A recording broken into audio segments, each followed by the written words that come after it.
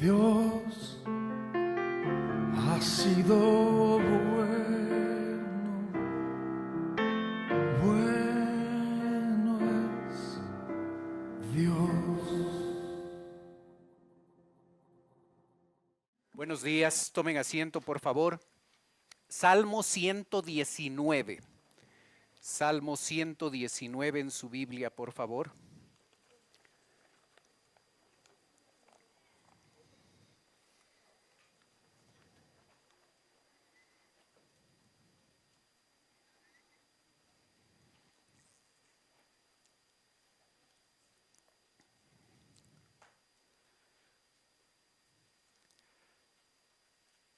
El libro de los Salmos está dividido en 5 grupos. Desde el Salmo 107 al Salmo 150, nosotros tenemos el quinto libro, el quinto tomo. Este tomo, del 107 al 150, se caracteriza porque es muy heterogéneo, es decir, se topan diferentes temas. Se habla de la salvación del justo, de la condenación del impío, del sacerdocio, del Mesías, de la alabanza, de la excelencia de la palabra de Dios, de los sentimientos de fe de la nación de Israel, de la grandeza de Dios, de las oraciones vehementes comunicadas a Él. Se habla del exilio babilónico, se habla de las peregrinaciones que el pueblo viajaba desde las ciudades donde vivían hacia Jerusalén para celebrar las fiestas, la Pascua, una de ellas, y mientras viajaban hasta llegar a Israel, iban cantando el Salmo 113, 114, 115, 116, 117 y 118. Así es que la diversidad de temas que se topa en esta sección del Salmo 107 al 150 es lo que se destaca. El Salmo 119 es un salmo acróstico. Tal y como nosotros hacemos nuestros acrósticos, el Salmo 119 también lo hace. Un detalle significativo en este extenso acróstico es el hecho de que el autor toma, en la siguiente diapositiva, toma las 22 letras que compone el alefato hebreo y va a utilizar cada una de esas letras para armar un acróstico de 8 versículos cada uno. Es decir, toma Aleph y durante 8 versículos, cada versículo que tenemos aquí del 1 al 8 va a iniciar con esa letra, con Aleph en este caso. Por eso es que en algunas de sus Biblias, y usted puede observar su Biblia, antes del versículo 1 probablemente usted tiene una palabrita que dice Aleph. Ese es el nombre de la primera letra del alefato hebreo. Luego, antes del versículo 9, usted tiene Bet, es el nombre de la segunda letra del alefato hebreo. Antes del versículo 17, Gimel, el nombre de la tercera letra del alefato hebreo. Y así con las 22 letras. Entonces el autor arma un acróstico con cada una de las 22 letras y va a tomar 8 versículos para iniciar. Los 8 primeros versículos van a iniciar con Aleph y luego Bet, Gimel y todas las demás. Por ese motivo, nosotros vamos a tomarnos 22 mensajes, 22 domingos para estudiar cada una de esas 22 estrofas, 176 versículos que forman el Salmo 119. Es interesante que el Salmo 119 con sus 176 versículos, 175 versículos hacen referencia a la palabra de Dios. El tema es claro, la importancia, la influencia, el predominio de la palabra de Dios en la vida del creyente, y va a hacer referencia a través de cada uno de esos versículos la importancia que tiene o que debería tener en la vida del creyente. No se conoce quién es el autor del Salmo. Muchos creen que es el rey David el que escribió este salmo.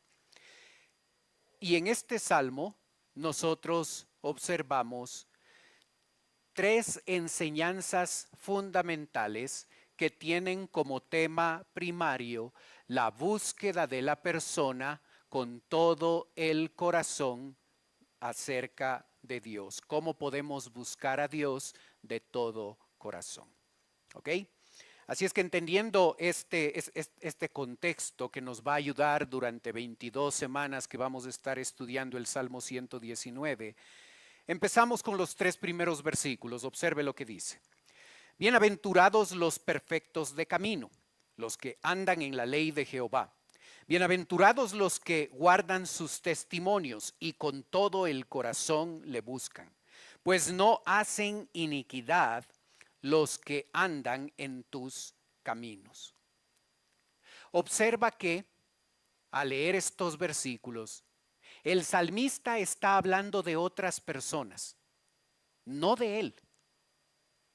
Bienaventurados los perfectos de camino, los que andan en la ley de Jehová, los que guardan sus testimonios, los que no hacen iniquidad, los que andan en sus caminos. No habla de él.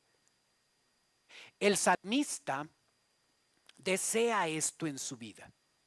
Desea ser una persona bienaventurada. Bienaventurado significa doblemente feliz, una persona bendecida. Eso significa bienaventurado. Aquí en el verso 1, la bienaventuranza se liga, se une a la realidad de que para que la persona sea bienaventurada, necesita ser perfecto de camino. La palabra perfecto no es congruente con la humanidad. Nosotros no somos perfectos en nada. Así es que parecería ser que la bienaventuranza es algo imposible para nosotros los seres humanos, porque la perfección no es parte de nuestra naturaleza. Bienaventurados los perfectos de camino. Cuando nosotros definimos la palabra perfecto, vamos a darnos cuenta de que no se trata de una persona que no se equivoca, que no falla, sino de una persona que ha sido perdonada. Observen la siguiente diapositiva la definición de esa palabra perfecto. Libre de culpa. Bienaventurado es aquel que es libre de culpa.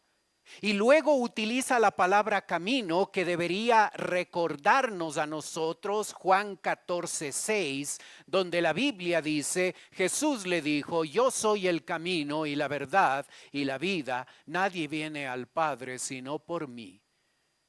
Observa que nuestra vida bendecida, nuestra vida bienaventurada, empieza cuando tú y yo hemos tenido un encuentro con la persona del Señor Jesucristo. Nosotros somos bendecidos por Dios, nosotros somos doblemente felices, porque en un momento de nuestra vida la gracia de Dios llegó a nosotros y fuimos salvos.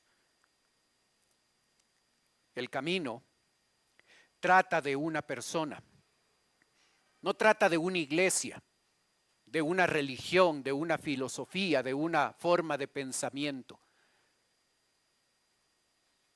Somos perfectos en el sentido de ser perdonados, porque hemos llegado al camino, hemos llegado a la persona correcta, a la única que puede darnos salvación y puede darnos vida eterna.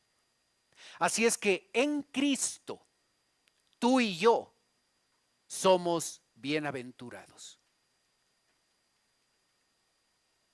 Recuerda el concepto.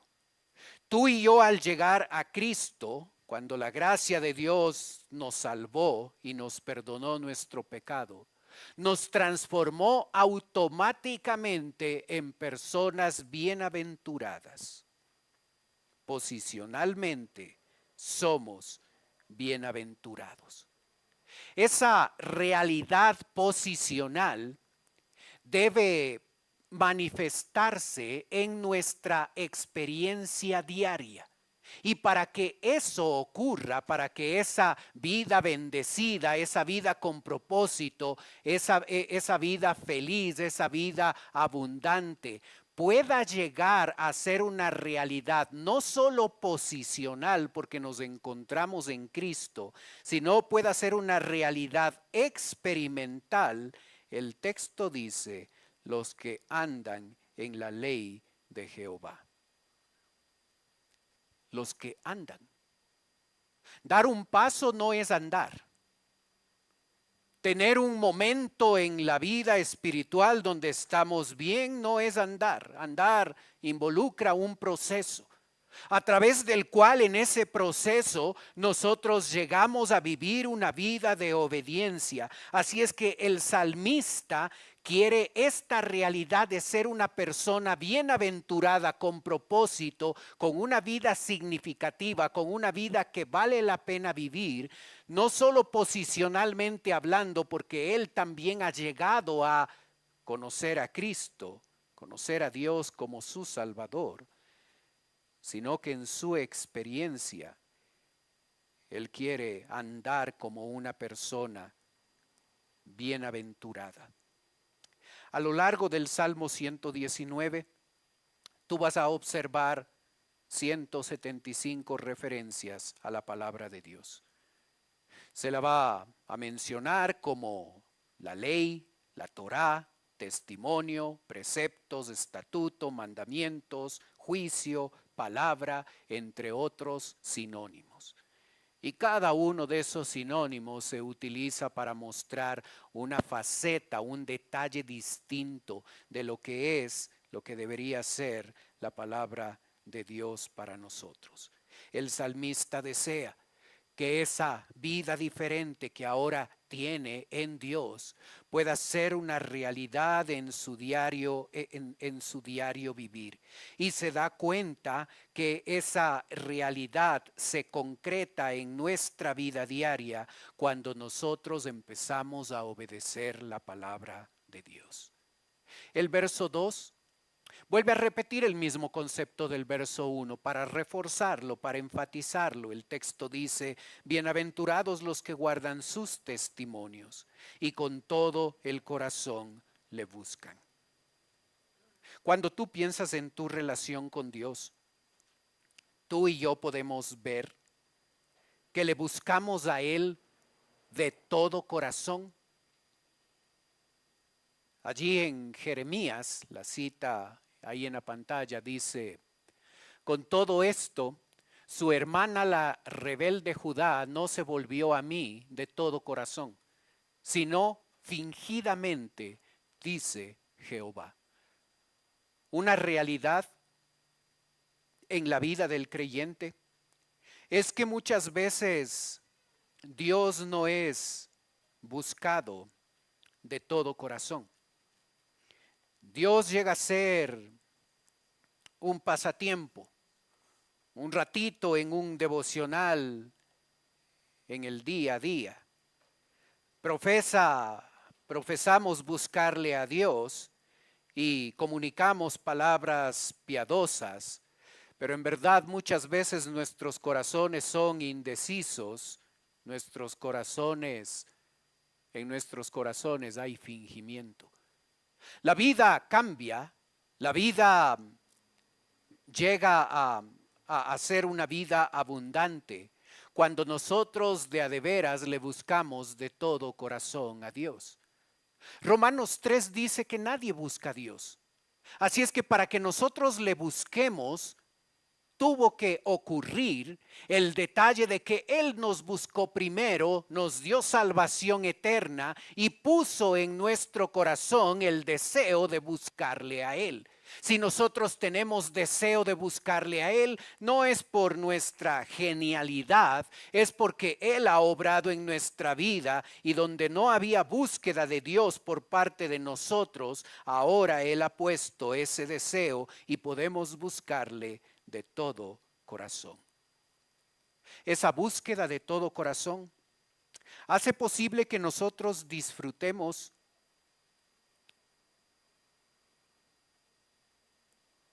el hecho de que podamos vivir libres del pecado. Observa verso 3. Pues no hacen iniquidad los que andan en sus caminos. No cometen pecado los que andan en sus caminos. La libertad de pecado se halla en la vida de aquel creyente que anda en sus caminos. No aquel que memoriza versículos, y está muy bien memorizar versículos. No aquel que lee la Biblia, está muy bien leer la Biblia. Aquel que anda en sus caminos. ¿Has batallado con un pecado en tu vida? ¿Con un hábito pecaminoso? ¿Con alguna cosa en tu vida que batallas y caes y vuelves a caer otra vez y has orado al Señor para que te ayude y en algún momento has tomado la decisión radical de que ahora sí voy a ser libre de esta cosa, voy a dejar de ser esclavo de este hábito, de este pecado, de esta cosa que sé que está mal? Y solo es un cambio momentáneo, solo es un cambio que dura un ratito. La verdadera libertad de pecado llega a la vida de aquel creyente que anda en sus caminos. ¿Observaste que el versículo no dice camino? Dice caminos. No está hablando de salvación. Porque cuando habla de salvación, versículo 1, hay un solo camino, hay una sola manera, hay una sola forma. Pero cuando habla de caminos, está hablando de en las distintas formas en las que nosotros vivimos y decisiones que tomamos en un área y en otra área, en todo eso, en cada faceta de nuestra vida, nosotros le reconocemos a Él como la persona a la que obedecemos en cada detalle de nuestra vida. No solo presentamos obediencia a Él en ciertas áreas principales de la vida y otras áreas nos las mantenemos guardadas para nosotros y no le damos el control a Él porque Él puede meterse en nuestra vida en esto, pero estas cosas, estas son mías. Aquí yo decido. Aquí yo decido en esta área, no dejo que Dios se meta aquí en cuanto a la música, en cuanto a estas actividades, en cuanto a esta otra cosa, en cuanto a este hábito, Dios no se mete. Él puede tener control de todo lo demás, pero esto lo hago yo. Cuando el creyente anda en sus caminos, cuando él le reconoce a Dios con una obediencia completa en cada área de su vida, va a empezar a experimentar la libertad sobre el pecado. Si nosotros queremos disfrutar de esa libertad en aquellas áreas donde nosotros reconocemos que estamos en esclavitud porque caemos en el mismo problema y en el mismo pecado una y otra vez y no podemos salir de eso, lo que necesitamos es reconocerle en todas las áreas de la vida como nuestro Señor, como aquel a quien obedecemos. Este es el deseo del salmista. El salmista se topa con un problema que llega a ser el mismo problema que tú y yo experimentamos. Verso 4. Tú encargaste que sean muy guardados tus mandamientos. Ojalá fuesen ordenados mis caminos para guardar tus estatutos. Entonces no seré yo avergonzado cuando atendiese a todos tus mandamientos. El verso 4 destaca el hecho de que Dios de manera unilateral, porque tiene la autoridad y tiene la posición para hacerlo, Él ha encargado que sus mandamientos sean guardados, sean obedecidos. Los mandamientos que encontramos en la Biblia no son sugerencias de Dios para nosotros. Dios no nos deja a nuestra discreción qué cosa queremos obedecer y qué no, qué es lo que me conviene y qué es lo que no me conviene. Dios ha encargado, ha determinado que su palabra expresada en cientos de mandamientos debe ser obedecida por nosotros. Tú y yo, con el tiempo, llegamos a saber en términos generales qué es lo que Dios desea de nosotros. Pero una cosa es saber y otra cosa es obedecer. Tú encargaste que sean muy guardados tus mandamientos. Ojalá fuesen ordenados mis caminos para guardar tus estatutos. Observe el deseo. Ojalá fuesen ordenados mis caminos para guardar tus estatutos. El salmista reconoce una realidad. Él sabe lo que Dios quiere de él, pero no siempre le obedece. ¿Te ha pasado?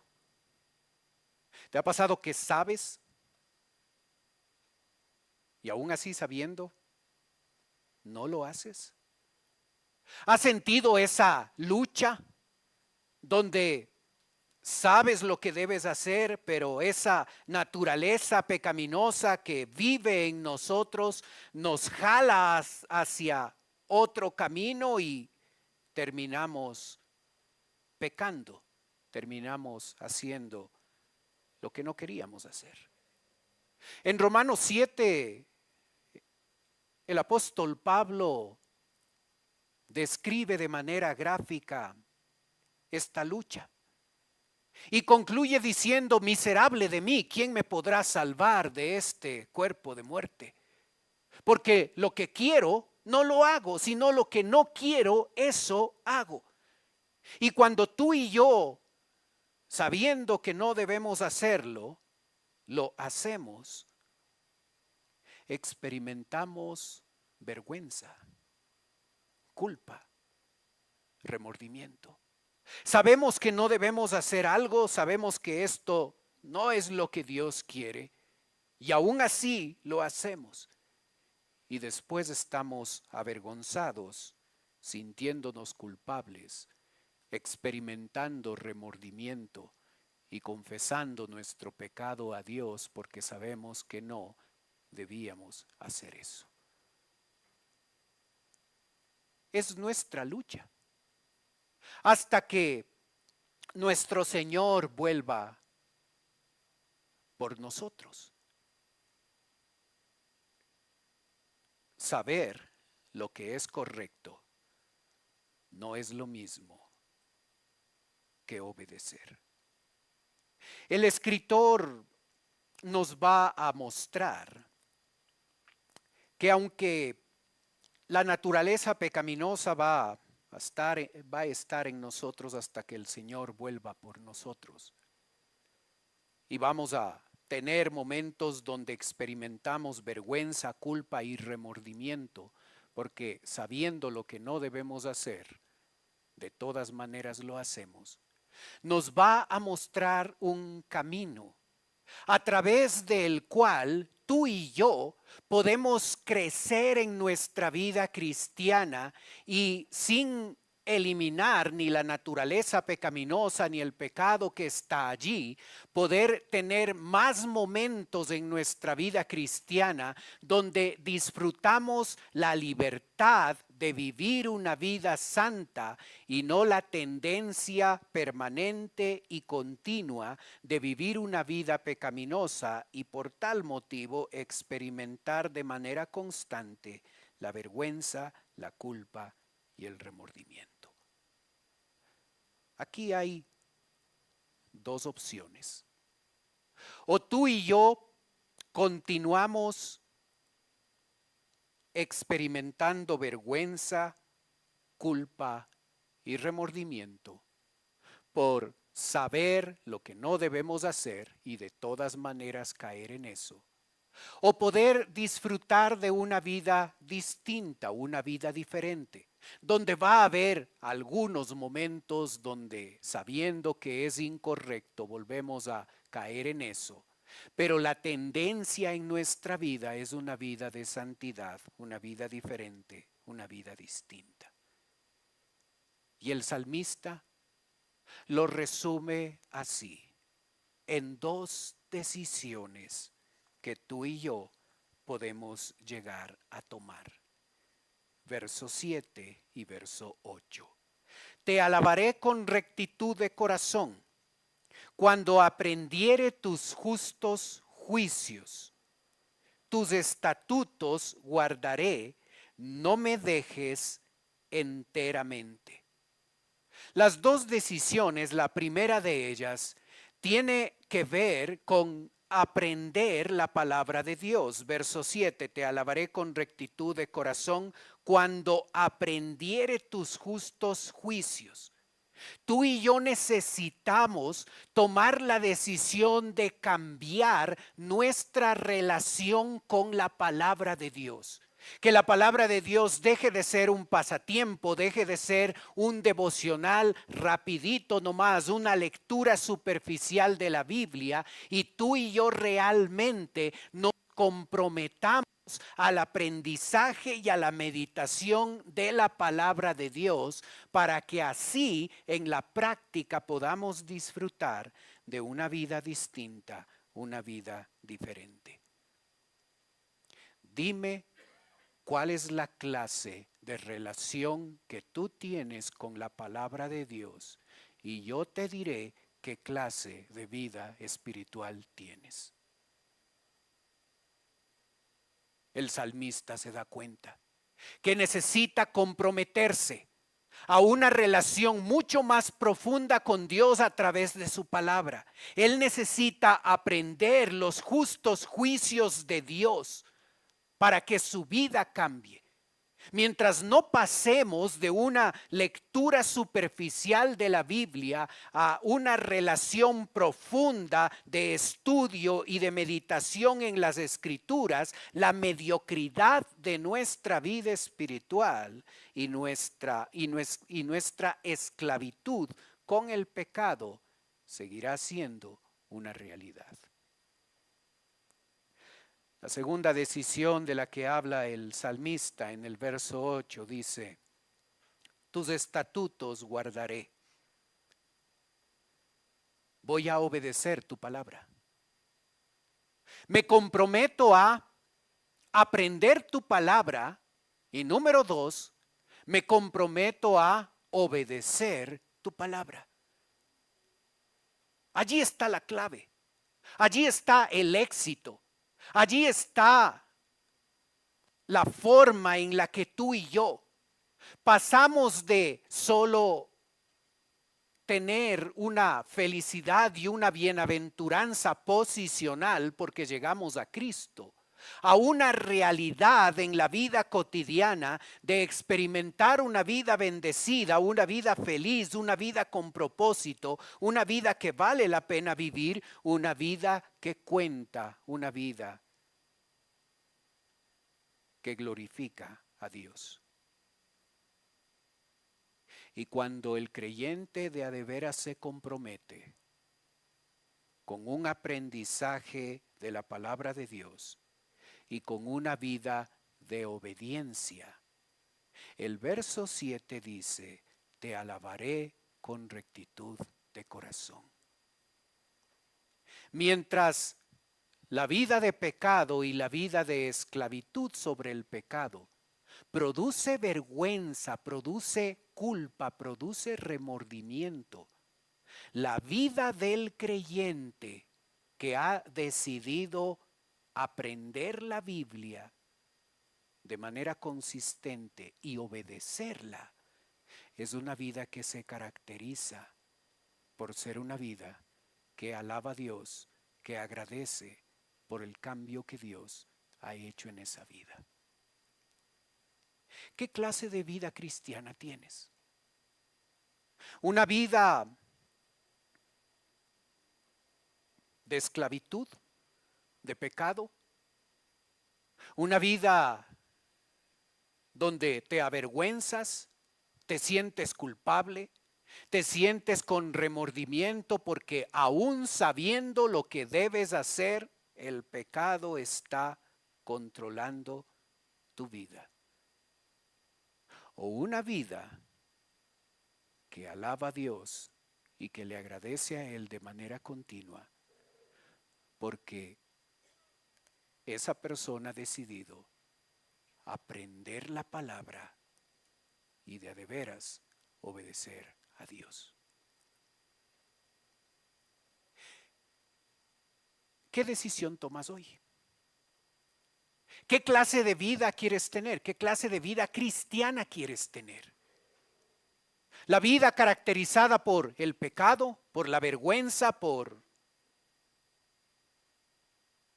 el remordimiento y la culpa. La vida que se caracteriza por un corazón indeciso y fingido en su relación con Dios. Una vida con un corazón que va endureciéndose y va desinteresándose de las cosas espirituales y de la palabra y del servicio al Señor. O una vida que se convierte en una continua alabanza y adoración a Dios. Creo que no es difícil saber qué queremos escoger. Creo que todos o la gran mayoría estamos alineados al concepto de que esa es la vida que queremos. Esa es la vida que queremos para estos últimos años que tenemos.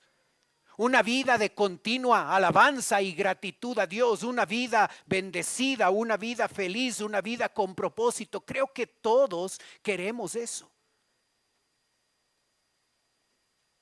Pero no la experimentamos solo con desearla.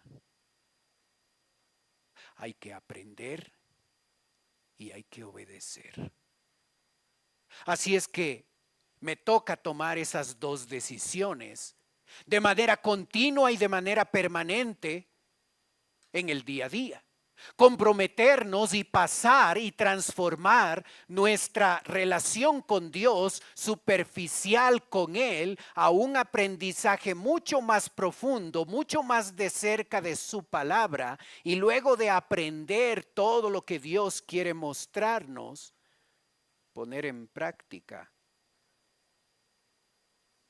lo que la palabra de Dios dice. Así es que es fácil tomar la decisión. Requiere disciplina y requiere constancia, mantenernos día a día conectados en una relación con Él, una relación profunda con Él de aprendizaje, conociéndole a Él y obedeciéndole cada día. Y cuando eso ocurre, los momentos donde el pecado nos esclaviza y experimentamos la vergüenza y la culpa y el remordimiento, todavía se presentarán en nuestra vida. Pero al evaluar la vida, observaremos que hay una constancia, que ya la vida de pecado y la vida de esclavitud no es la constante. Hay momentos en los que sí caemos en eso, pero la constancia ahora es una vida de permanente alabanza gratitud a Dios por el cambio que Él está ejerciendo en nosotros. ¿Qué decisión tomas tú hoy? ¿Vas a seguir en la vida de esclavitud, de pecado, de vergüenza, de culpa, de remordimiento?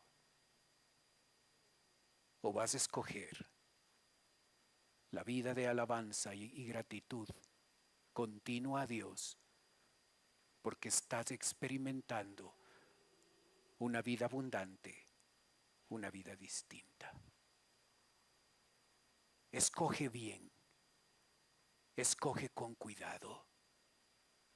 Nos quedan pocos años, pasan muy rápido. Que nuestra vida sea una vida donde le buscamos a Dios de todo corazón. Oremos.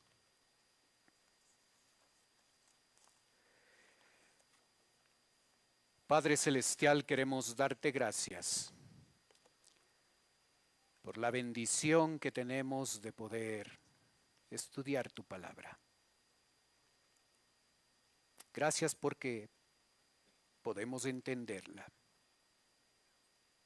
y nos enseña, nos recuerda, nos reta a vivir de manera diferente. Y Padre, yo ruego que no solamente tengamos el deseo de querer tener una vida abundante, distinta, sino que la llevemos a la práctica, donde nos comprometemos a aprender,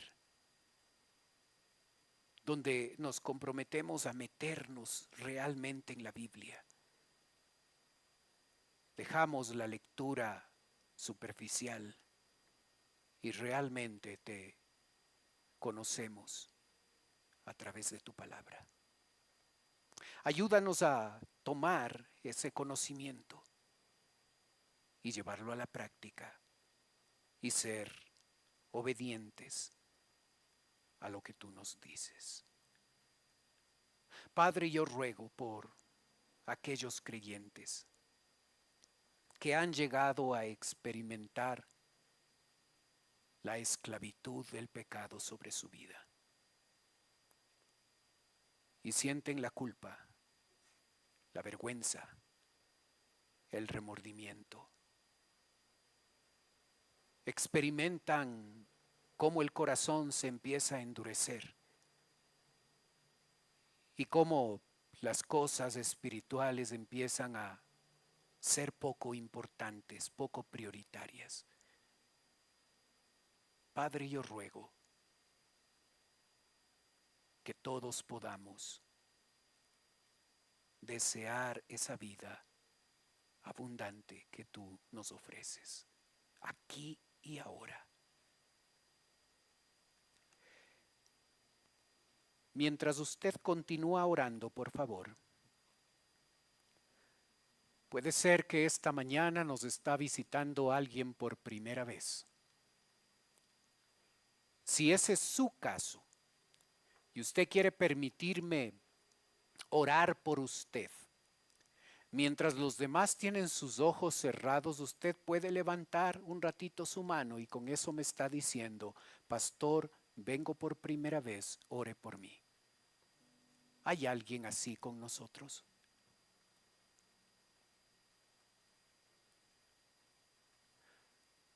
Padre Celestial, te damos gracias por la bendición que nos das de poder estudiar tu palabra. Pedimos que nos ayudes a tomar las decisiones que debemos tomar hoy. Oramos en el nombre de Cristo Jesús. Amén. Dios ha sido bueno.